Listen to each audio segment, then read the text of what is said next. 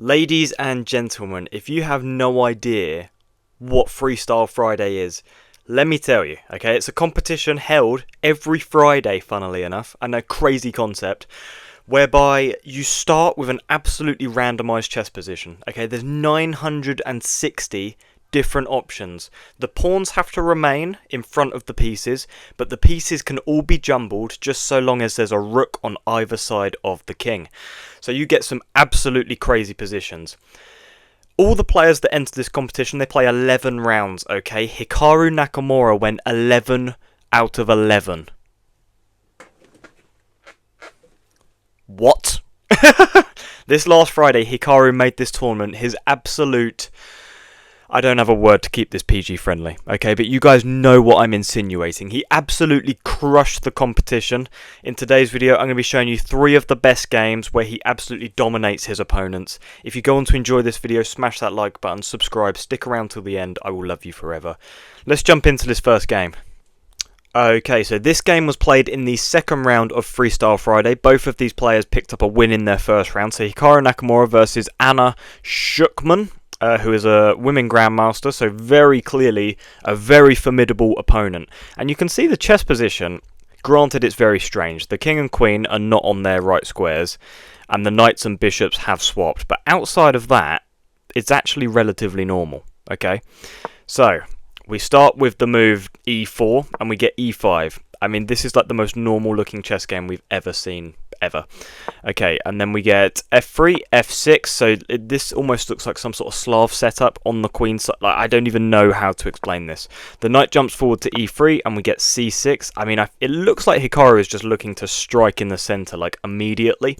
We get the move c3. This is like a game of symmetry so far. Both want to strike in the center and cement themselves. Hikaru plays d5, and we get the move d4 as well. This is like a spider setup, like, I don't even know, some sort of like diamond in the middle. It looks pretty cool. E takes on d4, c takes back, and then Hikaru develops his knight over to b6. Do you know how weird it looks seeing a knight on b6? Like, normally that's taking you 2 moves to get that there. Not today, not in Freestyle Friday. The bishop climbs forwards. Queen to d7 is the first inaccuracy because of the move queen to c3. Right. What the hell? Okay, sure thing.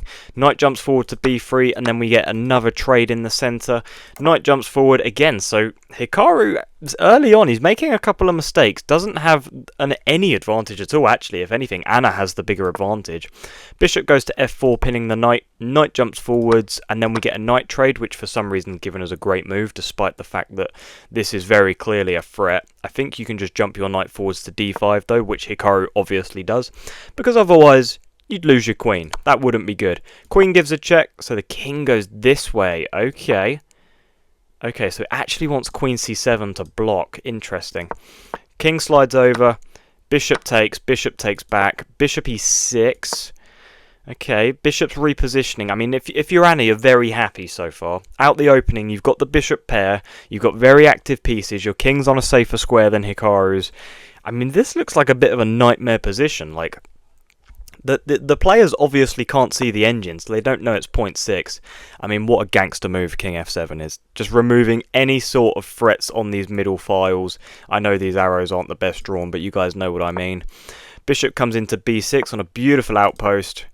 So Hikaru obviously has to challenge this pawn. I mean, I know it looks like he was just kicking the king away, but the main idea is to challenge c5 because this bishop cannot stay on this outpost.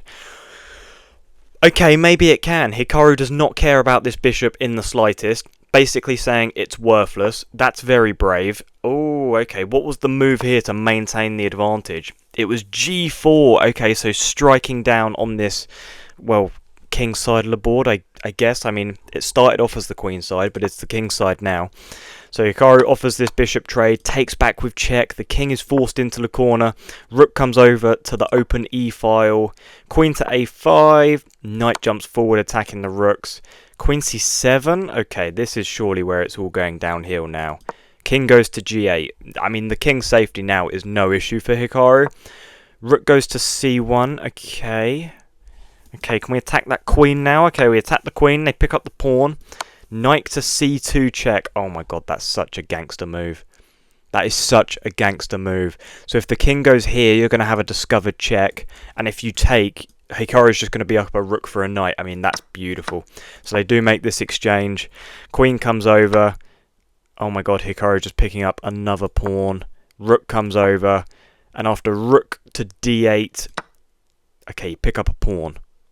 Oh, okay. Well, look at the time clock. Look at the time. I know they've just completely hung a queen. But, I mean, come on. They had 3 seconds left. The queen's being attacked. That's the Hikaru effect, isn't it? That just is the Hikaru effect. I mean, like, the game was resigned here, obviously, because you're down a queen. But only Hikaru can be down that badly and still go on to just take the queen for free.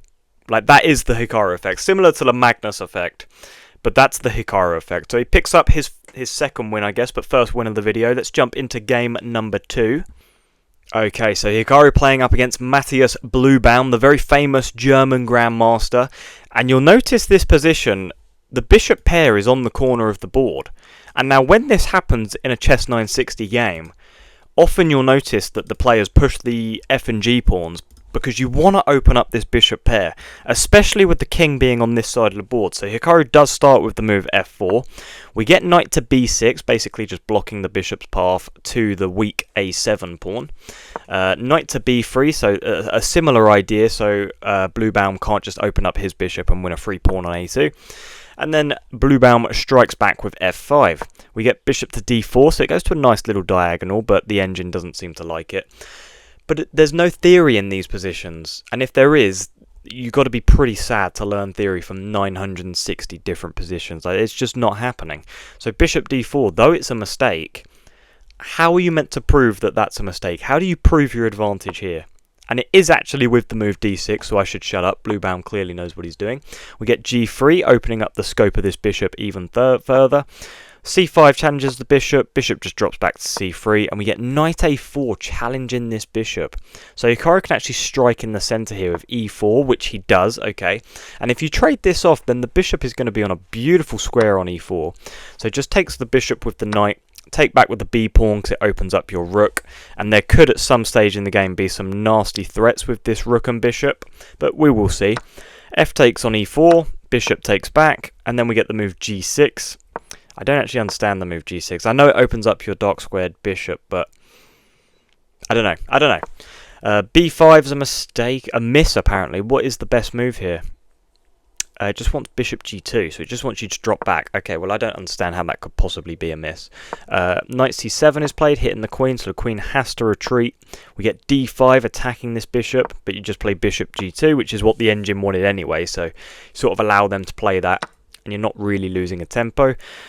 Hikaru picks up a free pawn, kicked away by the rook. e6 is played, and then we get this move knight to f3. So another developmental move, maybe looking to play rook e1 and challenge this very weak pawn. King goes to b8, and we get... Oh my god, that looks insane, doesn't it? That looks absolutely insane. I mean, that's obviously just castling, but it looks like Hikaru has done like a ChatGPT move. If you've ever got 20 moves deep in a game against ChatGPT, it will just start spawning in pieces that aren't even on the board because it just loses track. It looks like Hikaru's just taken a leaf out of ChatGPT's book and just said, I'm just going to spawn in a king and rook over on g1 and f1. That's ridiculous. Queen goes to d6, and we get queen a3. Okay, so the idea, I guess, is to stop from Bluebaum from pushing this pawn because that would hang the queen. Because this knight would be kicked away and there's nowhere really to move it. Rook a7, so you tuck back away. Striking open in the centre. Oh, what a gangster move by Hikaru, man. What a gangster move.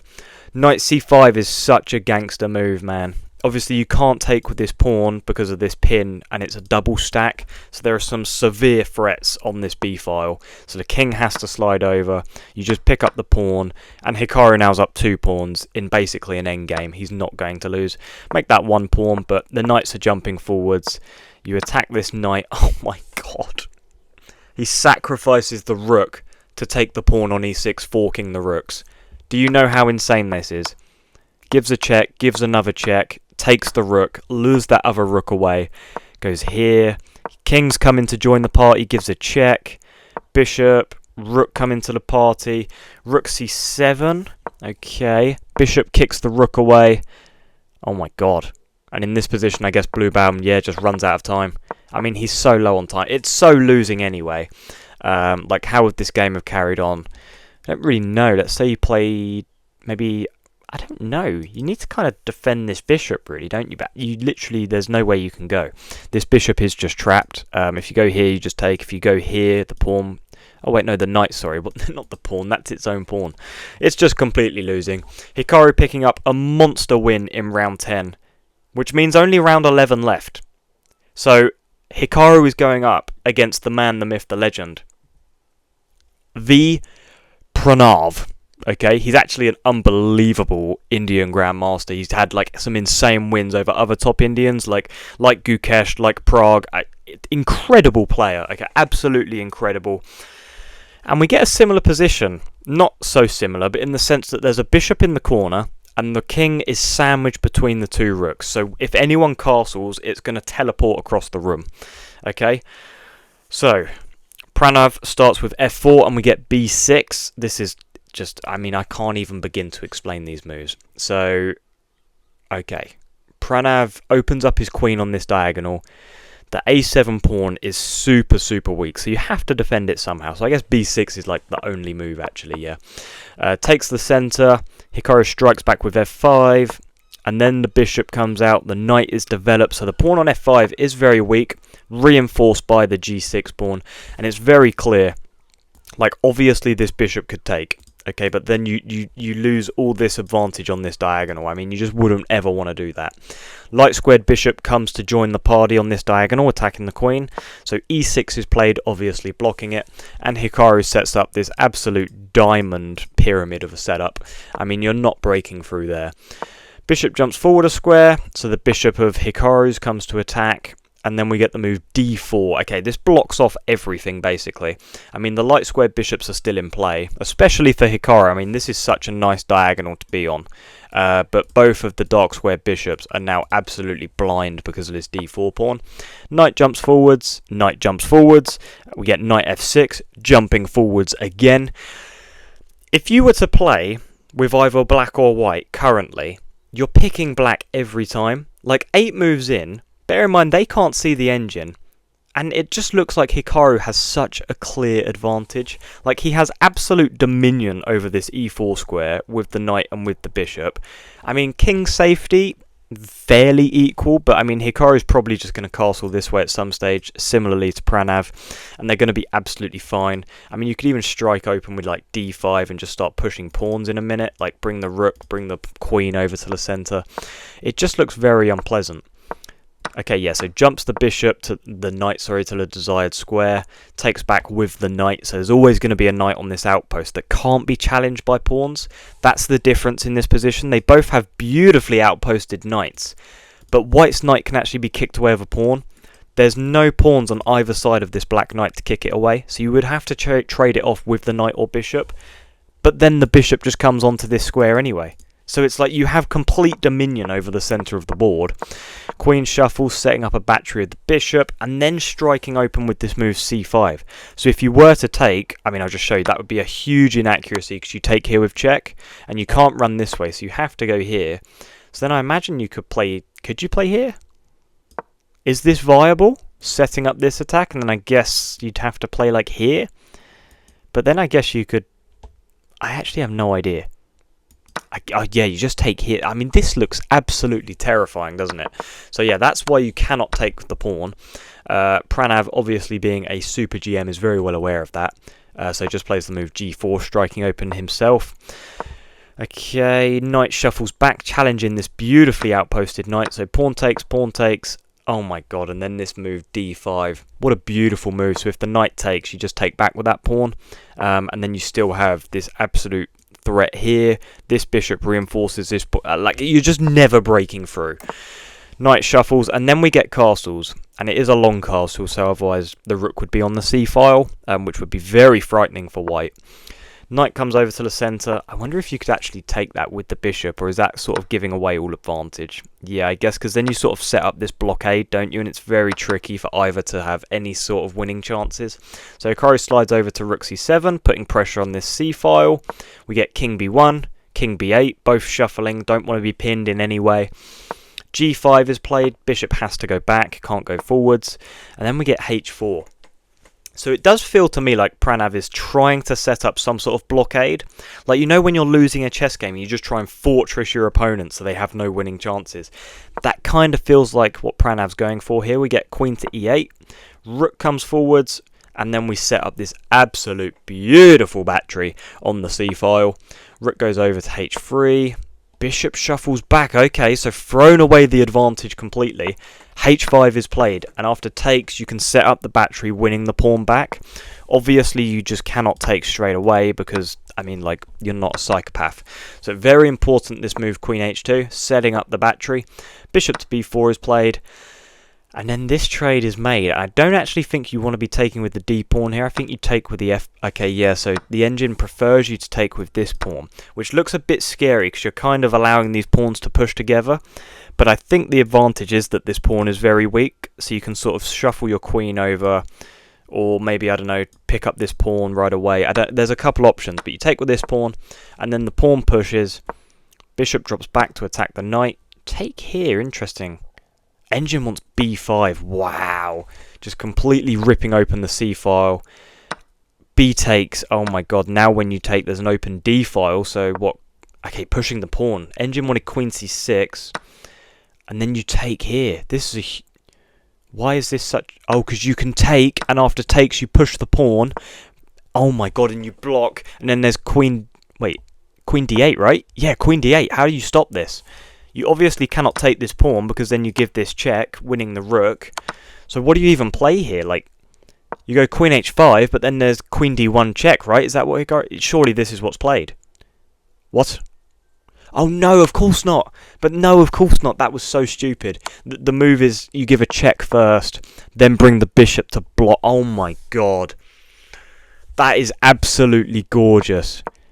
That is... I just had an absolute brain fart. Obviously this doesn't work, because then the queen picks this up in the end. So, oh my god, you have to play queen d3 check first. You obviously cannot go here, because then the rook comes in, and there's mate in 2. Oh my god, so you have to go that way, and then you defend the bishop, blocking the scope of the queen. So then you give this check. Oh my god, you take here first, rook c5. Oh my god. Rook c5, take the bishop, and yeah, it's just, mate is like inevitable. You're up a full piece now, you're threatening to promote and make another queen. Absolute dominating endgame from Hikaru. Again, the Hikaru effect. There is nothing you can do. Like, me personally, if I was playing Hikaru, obviously it's a different story. I mean, there's nothing he could do. But these super GMs, they get very nervous, okay? Not me, though, not me. Guys, if you did enjoy this video, be sure to smash that like button. Comment down below. I have no idea, personally. I have no idea. Just give me a comment, okay? I need the engagement. Guys, get out of here.